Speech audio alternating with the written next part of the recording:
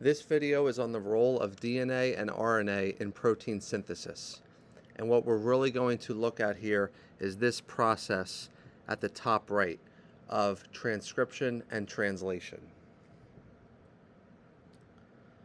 Looking at RNA, the big difference between RNA and DNA is that RNA contains D-ribose. Our DNA contained 2-deoxy-D-ribose. And nucleotide-wise, RNA will contain uracil, which is a U, while DNA contained thymine, which was the T. So that has a big difference in the nucleotides. The other three will be the same. RNA has three different forms. So it can have rRNA, which is called ribosomal RNA. It can have mRNA, which is messenger RNA, and it can have transfer RNA, which is called tRNA. These forms ribosomes where the amino acids are assembled into polypeptides, and these ribosomes are located throughout the cytoplasm.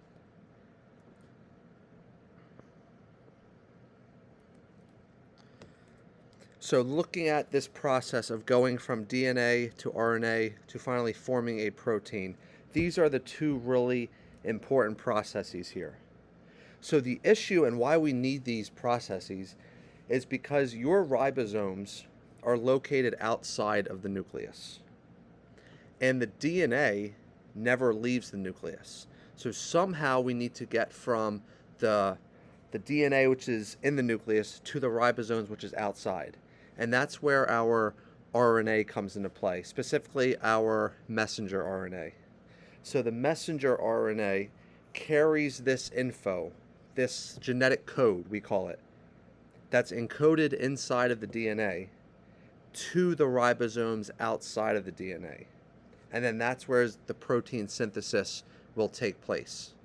So we need this to take information from the DNA to the ribosomes.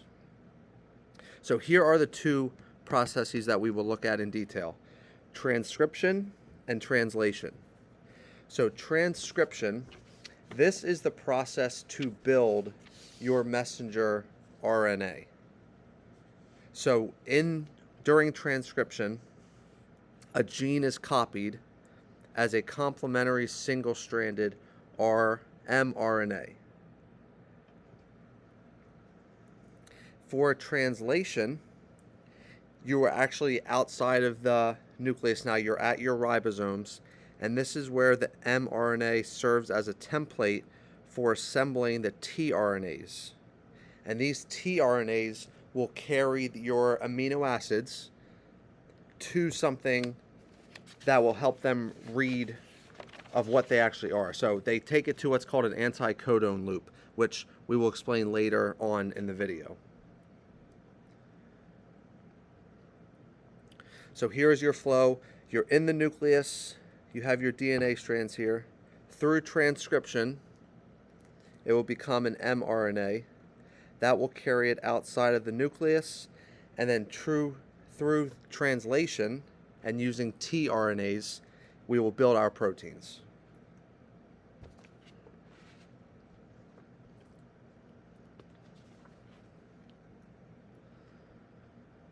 So we're going to start with transcription first. Again, this is the process from DNA to your messenger RNA.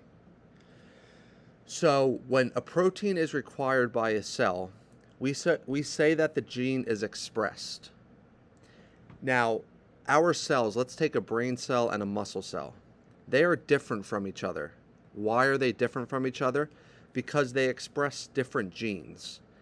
And each of these genes produce different proteins which do different things. However, all of these different cells still have the same DNA with them, but they express that they need different things. So this expression, this gene expression, the first start of this is this transcription process. And during this, there will be two different strands of DNA. So one of the strands of the DNA, that is called the template strand, or the positive strand. And that is copied as a complementary messenger RNA. And we'll get into what this complementary looks like.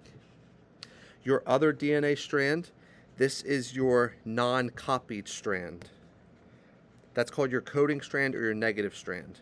This has the same sequence. So this coding strand, this is not copied. And this template strand is copied.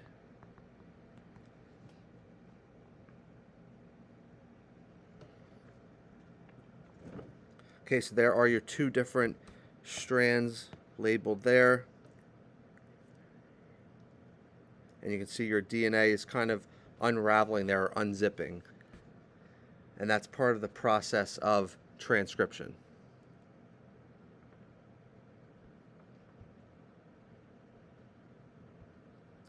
So your transcription will occur in the 5' to 3' direction. And the sequence, here's this word again, it is complementary to the DNA sequence. So for example, if we had a DNA template strand of 3', and then if we had GAT, CAT 5', our messenger RNA strand has to be the complement of that. So we would start with our 5' first, and then we would take the complement of all of those letters. Now remember, your letters, your G's and C's will switch. Your A's will now become U's. We saw in DNA the A's became T's, but for your RNA, they do not have the thymine or the T nucleotide. That T nucleotide is replaced with the uracil, the U one. So your A will become a U, and your T will become an A. So looking at this GAT, CAT, that would become CUA, GUA, and then it would end with 3'. So notice how we switched the ends here. And again, this occurs in the 5' to 3' direction. So you need the complementary strand. This is catalyzed by the RNA polymerase, and your initial product contains sequences of non-coding nucleotides that are removed, and the coding sequences spliced to form the final messenger RNA. So what happens here is your polymerase, your RNA polymerase, will attach to an expressed gene. So your cell is expressing a gene, so this polymerase attaches to it, and it starts to unzip a portion or unravel a portion of the DNA. As that DNA is unfolding, your different bases, 4 of them, will start to make strands of mRNA, and using the base pairs, using the complements like we just did at the top here. What happens then is your messenger RNA will detach from the DNA in the nucleus and make strands, and it will travel to your ribosomes outside of the nucleus. And it will give the genetic code to the ribosomes. Now that genetic code is only so good. We'll see that we need the transfer RNAs to actually go and get the codons that it's calling for. But in transcription, we're just getting these complements here, and now this messenger RNA is going to take it to the ribosomes.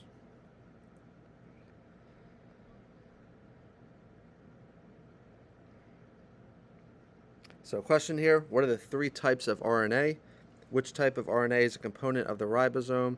And then what other types of biomolecules make up a ribosome? So our 3 types, we have rRNA, we have tRNA, and we have mRNA. Which type makes up the ribosome, that would be your ribosomal RNA. And then what other type of molecule makes up a ribosome? Your proteins as well. So your rRNA and your proteins make up your ribosome.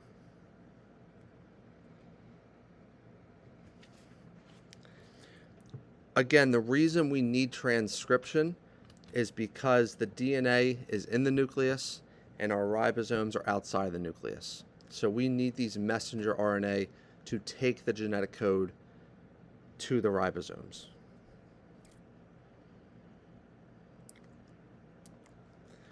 Okay, the second part of this process is called translation. So translation, this is where the synthesis of a protein actually happens in your ribosome. So they take your mRNA template, and that's the code that came from the DNA, and then your transfer RNAs, your tRNAs, will bring individual amino acids that is in that code to the ribosome. So your code here, these are called codons. And these codons will be sets of 3 nucleotides. So let's just pretend it's GTA. And they will take this, and this GTA corresponds to an amino acid. The tRNA, the transfer RNA, will go and look for this amino acid, whatever it happens to be, and that's what they will bring to the ribosome, and then that will start making the polypeptide of the protein. All living organisms have the same genetic code, so there are 64 possible codons, and that comes from your 4 nucleotides, and they're in groups of 3, so we get 4 to the 3rd power. That's where the 64 comes from. And again, a very important word here, this codon, that is just 3 nucleotides together. And that's just a code that gets turned into amino acids.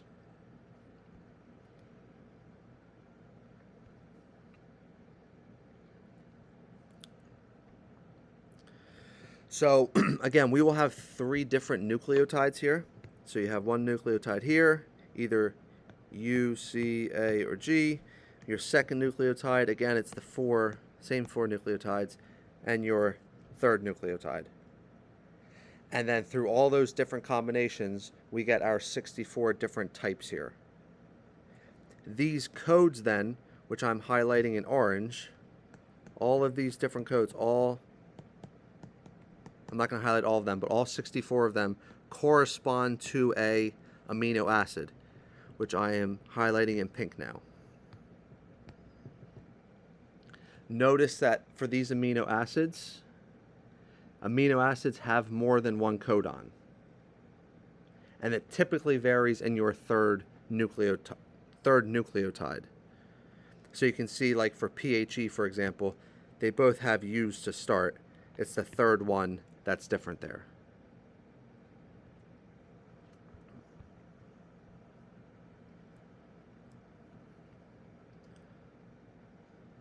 So a little bit more about the codons. When you're looking at your codons, there has to be a signal to the synthesis machine of when to start reading. So you have something called a start codon. So the start codon is AUG. So when the ribosome sees this AUG, that's how it knows to start making this polypeptide or this protein. And then there will be other codons that come through, whatever the letters are, anything from here. And then depending on when you get your stop codons, which there are 3 of them, that is when your chain will end. And then that will be your protein, and then that will get sent off to do whatever job it has to do. So every single polypeptide has this start codon, AUG, and then one of these stop codons. Everything in between just makes up the chain.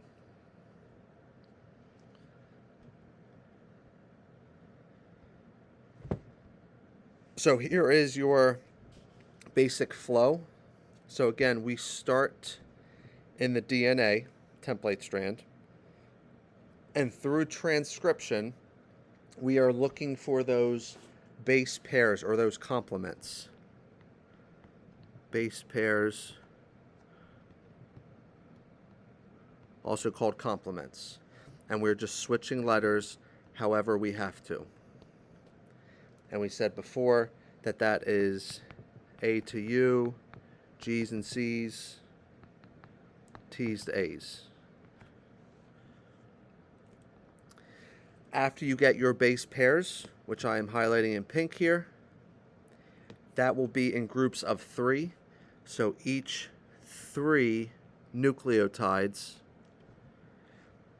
referring to this table will give us an amino acid. So the first one I have here, UUA. We can look for UUA, and that is right here. So that stands for LEU. And we can see that that indeed is the amino acid.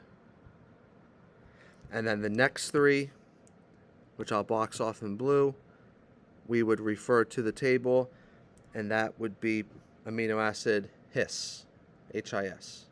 And then all of these amino acids together, as we know, form our polypeptide chain or our protein. So 3 nucleotides make up 1 amino acid. It'll always be groups of 3. And this happens in your messenger RNA. That's your whole transcription process. And then the messenger RNA brings it to the ribosomes, which then tells the transfer RNA to go get whatever amino acid it needs, and that is the whole translation process. So that is the whole flow, if you will. Now, just getting into the tRNA a little bit here. So your translation is occurring at the ribosomes outside of the nucleus. And then during the synthesis, during your protein synthesis, your ribosomes are going to move down the messenger RNA and read each codon one at a time. And again, each codon is 3 nucleotides. And then once it reads that 3-letter code, the transfer RNAs are going to go out and look for those amino acids, and they're going to bring them to the ribosome. And then that's going to match an anti-codon sequence on the transfer RNA with a codon on the messenger RNA. So they're going to be base pairs as well. So they meet here at what's called an anti-codon loop. And that's where your transfer RNA is. So you can see down here, remember C's and G's switch spots. So that's why you have your C and G, G and C, G and C.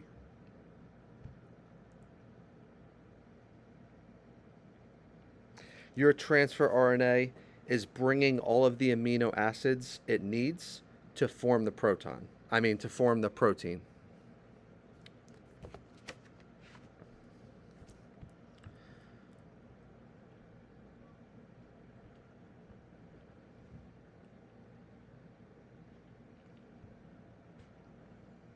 A little bit more about translation.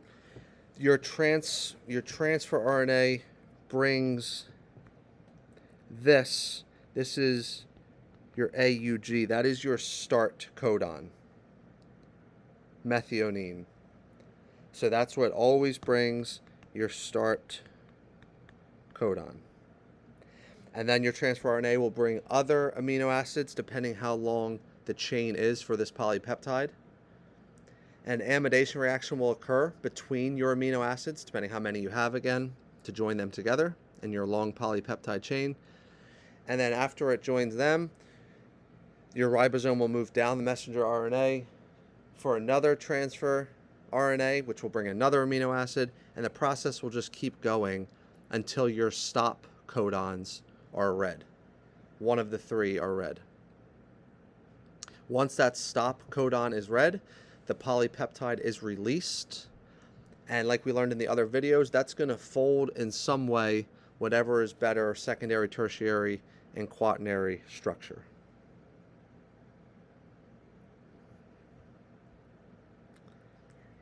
So in yellow here comes your transfer RNA bringing in the amino acid into the ribosome. The ribosome is the big orange thing there. And it's matching up with the mRNA sequence, the base pair. It's going to be red.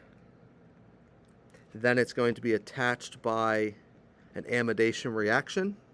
So you can see there are the amide bonds. And then once that is attached, your transfer RNA leaves and it goes to look for other amino acids to bring in. And then once your stop codons are reached, the polypeptide chain is done. So here's your polypeptide chain being built.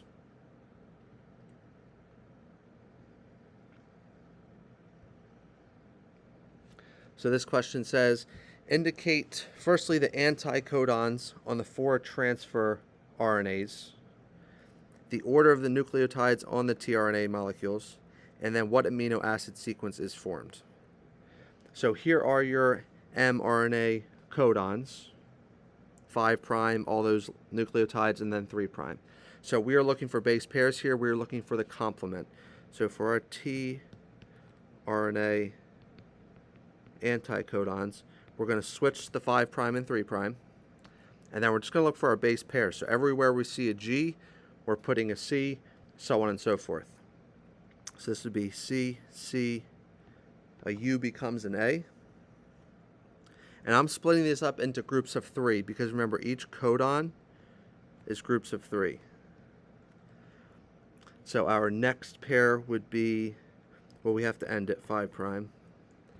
And then we have 3 prime again, UGA, 5 prime, 3 prime UAA, 5 prime, and the last one there is AUA, 5 prime. And then each of these refer to a specific amino acid, which you could look at previously in the slides, or page 665 has that same layout as the slides has. And you're just looking for whatever amino acid it is. So in this case, it would be GLY, THR, LLE, TYR. So that is A, B, and C there.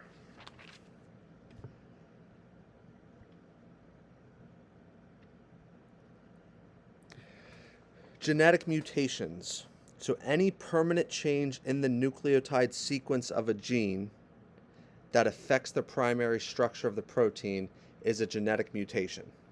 So those codons, those 3 nucleotides together, any time that gets affected is a genetic mutation. So there are 2 different types. So these are 2 types of genetic mutation. So the first type is called a substitution mutation, and that's when a nucleotide in the gene has been substituted for another one, hence the name substitution. So you're just kind of swapping. And then the other one is called a frame shift mutation. That is when a nucleotide has either been added to or deleted completely from the gene. And that will cause a shift in the genetic code. So we'll see what that looks like right here. So in letter A, let's start at the top here, you have your normal nucleotide sequence. So in this case, it's a DNA strand, and there are 13 letters here, ATA, GAT, CGA, AAT, and G. So this is a 13 nucleotide sequence.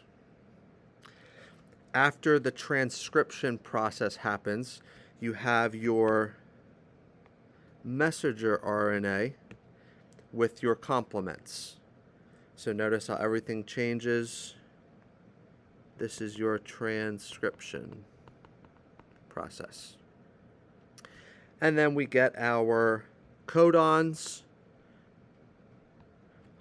underlining in blue. These are our codons. And then those codons give us a specific amino acid sequence. So there are our amino acids. And again, that's your normal. Now look at substitution mutation. That's at the bottom left here.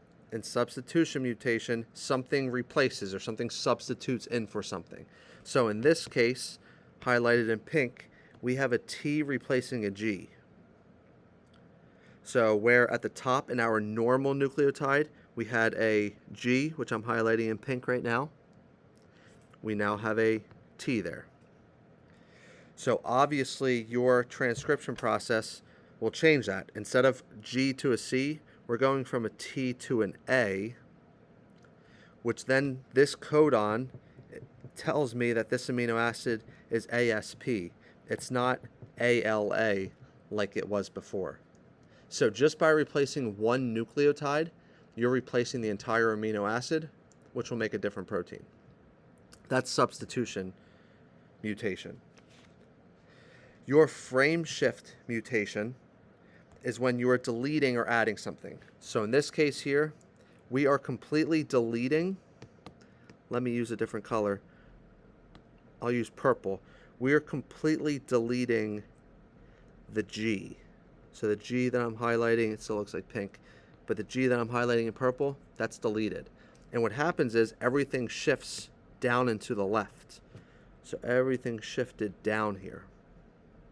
So now you have CAA as this codon instead of CGA.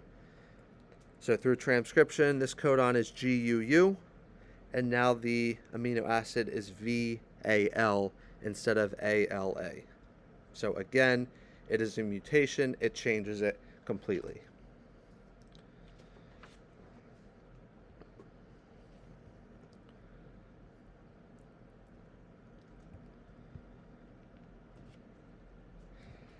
Indicate the result if any of the following changes. So you have 4 different parts here. It says the first nucleotide is replaced, the third nucleotide is replaced, the third nucleotide is deleted, and the 7th nucleotide is G, so another added. And then if the first nucleotide is deleted and the 7th nucleotide is A. So I would pause the video and then I will show you the answers on the following slides.